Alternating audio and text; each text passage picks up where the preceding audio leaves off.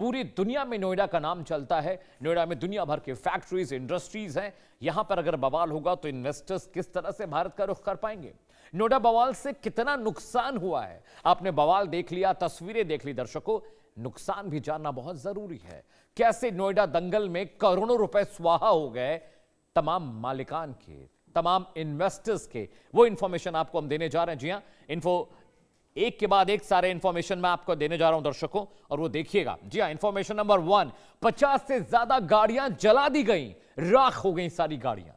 Info number 2 आपकी screen पर आने जा रहा है। नोएडा बवाल से कितना नुकसान हुआ है दर्शकों, वो मैं आपको बता रहा हूं। जी हां, 50 से ज्यादा गाड़ियां जला दी गई, 350 से ज्यादा फैक्ट्रीज में तोड़फोड़ हुई है, 350 से ज्यादा फैक्ट्री प्रेमाइसिस में तोड़फोड़ हुई। इन्फो नंबर 3 आपकी स्क्रीन पर दर्शकों, जो बताएगी कि 150 गाड़ियां तोड़ दी गई। किसी को नहीं पता वो किसकी गाड़ियां थी, सिर्फ मजदूर गुस्से में आए और उसको रौंदते चले गए। इंफॉर्मेशन नंबर 4 आपकी स्क्रीन पर है। मशीनरी, प्रॉपर्टीज को बहुत नुकसान पहुंचा है, उसके लिए कौन जिम्मेदार है? मजदूरों को सैलरी का मसला था, छुट्टी का मसला था, प्रॉपर्टी को नुकसान नहीं पहुंचाना चाहिए था। इन्फो नंबर 5 आपकी स्क्रीन पर दर्शकों, कई यूनिट्स अस्थायी रूप से बंद हो गई हैं। इतना ज्यादा तोड़फोड़ की गई कि अब वो यूनिट्स काम नहीं कर रही हैं। किसने भड़काया मजदूरों को? तोड़फोड़ तो जरिया नहीं था मांग मनवाने का। इंफॉर्मेशन नंबर 6 आपकी स्क्रीन पर, इंडस्ट्रियल प्रोडक्शन रुक गया है और इसका असर हमारे और आप पर दिखाई देगा, जनता पर दिखाई देगा, क्योंकि पब्लिक प्रॉपर्टी हमारे पैसे की थी जिसका नुकसान हुआ है। इंफॉर्मेशन नंबर 7 आपकी स्क्रीन पर, सप्लाई चेन और डिलीवरी भी प्रभावित होगी।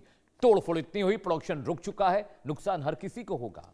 इंफॉर्मेशन नंबर 8 आपकी स्क्रीन पर, 300 से ज्यादा लोगों को प्रशासन ने, पुलिस ने गिरफ्तार किया है, जिनसे लगातार पूछताछ चल रही है। लेकिन भलमनसाहत इस बात की थी कि सरकार ने वक्त रहते इसे कंट्रोल कर लिया। जरा सोचिए कि कितनी दिक्कत होती, कितनी परेशानी होती अगर यह मसला बढ़ता आगे जाता। जी हां, पाकिस्तान कैसे कराता है भारत में बवाल, ये पूरा टूल किट आपके लिए लेकर आए दर्शकों।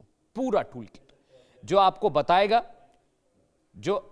बताएगा, समझाएगा कि आखिरकार कैसे पाकिस्तान में बैठे जो आका हैं वो वहां बैठे बैठे सारा बवाल करते रहते हैं, सारी दिक्कतें परेशानियां खड़ी करते हैं। टूल किट आपको बताने जा रहा है, पाक कैसे कराता है भारत में बवाल, पाकिस्तान का आतंकी टूल किट। टूल नंबर 1 आपकी स्क्रीन पर, सोशल मीडिया के जरिए फेक न्यूज फैलाने का काम पाकिस्तान में होता है।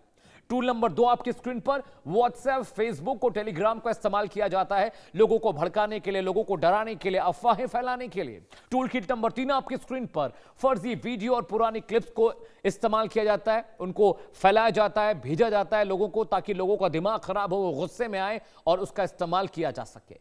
टूल किट नंबर 4 आपकी स्क्रीन पर, धार्मिक और जातीय भावनाएं भड़काने का काम करता है। पाकिस्तान में बैठे बैठे लोग यहां पर बवाल काटने का पूरा इंतजाम करके रखते हैं। टूल किट नंबर 5 आपकी स्क्रीन पर, 5वां टूल, हवाला फ्रंट और दूसरे जो संगठन है उनके जरिए पैसा भेजा जाता है बवाल कराने के लिए, दंगे कराने के लिए, हिंसा कराने के लिए। यूपी में जो दंगे और बवाल अब तक हुए उन सब में पाकिस्तानी पैसा लगा।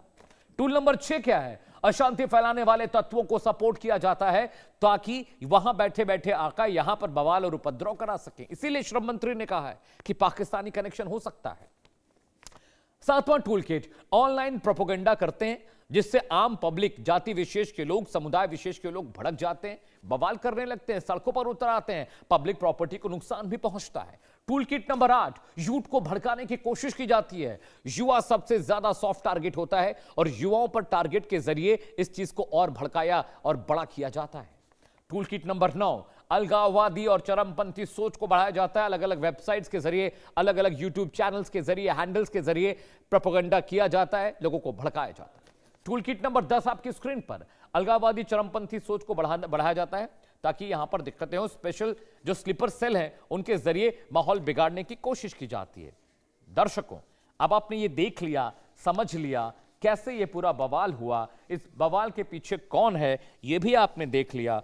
अब आपको यह भी जानना जरूरी है नोएडा बवाल का मास्टरमाइंड कौन है, किसने ये बवाल कराया, किसकी वजह से पूरा नोएडा जलता रहा। और आज भी कई इलाकों से उपद्रव की खबरें आ रही हैं। सेक्टर 121 में भी तोड़फोड़ और आगजनी की खबरें आ रही हैं। जी आपकी स्क्रीन पर, संभावना नंबर 1, स्थानीय यूनियन या कोई नेता इस तरह की हिंसा को भड़का सकता है दर्शकों, तो क्या ये उसका काम है? संभावना नंबर 2 आपकी स्क्रीन पर है, मौके पर भड़काने वाले लोग पहुंच जाते हैं लोगों को भड़काते हैं और उसका फायदा उठाते हैं, दंगा भड़कता है, लोग गुस्से में आ जाते हैं। संभावना नंबर 3 आपकी स्क्रीन पर दर्शकों, बाहरी तत्वों का दखल, यानी पाकिस्तान जैसे मुल्क वहां से बैठे बैठे यहां पर हिंसा भड़काने का काम करते हैं।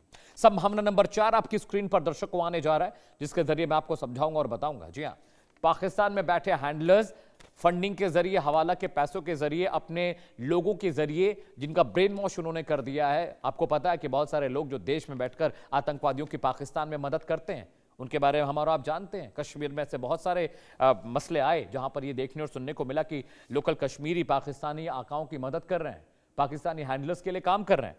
जी हाँ, एक बड़ा पैनल दर्शकों मेरे साथ जुड़ रहा है, उसके जरिए और उनके जरिए हम ये समझने और जानने की कोशिश करेंगे कि आखिर ये चल क्या रहा है। जी हाँ, स्वागत कीजिए डॉक्टर ऋचा सिंह जी का, प्रवक्ता है भारतीय जनता पार्टी की। मैम, बहुत बहुत स्वागत है आपका। वैभव त्रिपाठी साहब मेरे साथ हैं, कांग्रेस के प्रवक्ता हैं, कांग्रेस का पक्ष रखेंगे। वैभव जी, आपका भी बहुत बहुत स्वागत है। वीएन राय साहब आपको दिखाई दे रहे हैं तस्वीरों में, एक्स डीजीपी हैं यूपी पुलिस के। सर, बहुत बहुत शुक्रिया, आपने वक्त निकाला हमारे लिए। सुरेंद्र प्रजापति जी मेरे साथ हैं, वाइस प्रेसिडेंट हैं बीएमएस उत्तर प्रदेश के, उनका भी बहुत बहुत स्वागत है। सबसे पहले ऋचा जी, मैं आपके पास आ रहा हूं। श्रम मंत्री ने कहा कि पाकिस्तानी कनेक्शन हो सकता है, लेकिन समाजवादी पार्टी के नेता, विपक्ष के नेता कहते हैं कि आपका फेलियर है, इंटेलिजेंस को खबर नहीं थी और आप कंट्रोल नहीं कर पा रहे हैं चीजों को, इसलिए ये पूरा ठीक रहा, पाकिस्तान पर फोड़ रहे हैं। जी देखिए, लोकतंत्र में प्रत्येक नागरिक को अपनी बात रखने का अधिकार है और उस बात को रखने का एक तरीका भी लोकतांत्रिक प्रक्रिया में और संवैधानिक प्रक्रिया में दिया गया है। लेकिन अगर कोई भी किसी प्रदर्शन को उग्र बनाने की, उसके माध्यम से हिंसा करने की और उसके माध्यम से किसी और टारगेट को सेट करके उसको पूरा करने की कोशिश करेगा, तो ये तो जो है जिम्मेदार बात है कि प्रशासन के द्वारा उसके ऊपर लगाम लगाई जाएगी। और प्रशासन के द्वारा लगातार ये जो 4 दिन से प्रदर्शन चल रहा था, इसमें बातचीत की जा रही थी, लोगों के जो है समस्याओं को सुना जा रहा था, मजदूरों की समस्याओं को, मजदूर यूनियन के लोगों से लगातार बातचीत चल रही थी। और 80 स्थानों पर जो प्रदर्शन हो रहा था, उसमें सभी स्थानों पर बातचीत सफलतापूर्वक पूरी हो चुकी थी और लोग वापस लेकिन वापस जाते लोग 2 जगहों पर विशेषकर कुछ जगहों से निकलकर आए और उन्होंने वहां पर हिंसा फैलाने की कोशिश की, गाड़ियों में आगजनी करने की कोशिश की, जिसके ऊपर तत्काल उत्तर प्रदेश की पुलिस प्रशासन के द्वारा कंट्रोल कर लिया गया। वहां से लोगों को जो है न्यूनतम बल प्रयोग करके हटा दिया गया।